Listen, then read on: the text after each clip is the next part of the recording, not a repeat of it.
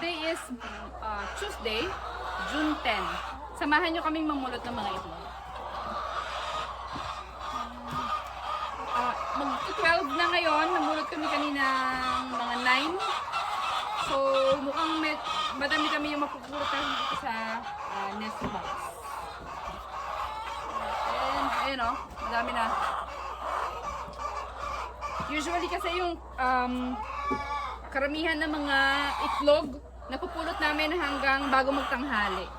After ng lunchtime, kailan-ilan na lang. Siguro wala nang isang tray. Tapos hanggang 6 PM nakakapulot kami. Mga isa, dalawa, 5 piraso.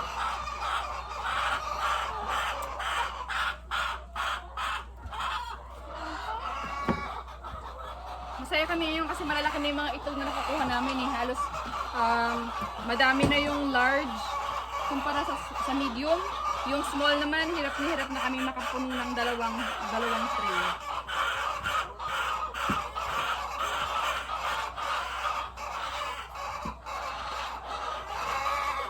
Ayun, may nasingit. Dito nyo nabasa. Sakyan natin. Ayan, 4. Ay! May 5. May 5 mas isang nasisiksikan sa isang pwesto. Ayun, yung isa.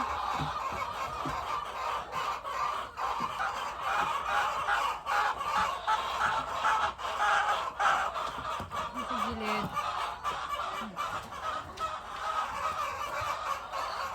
Ayun.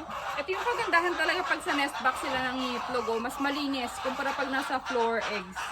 Pag nasa loob, mas mahirap linisin.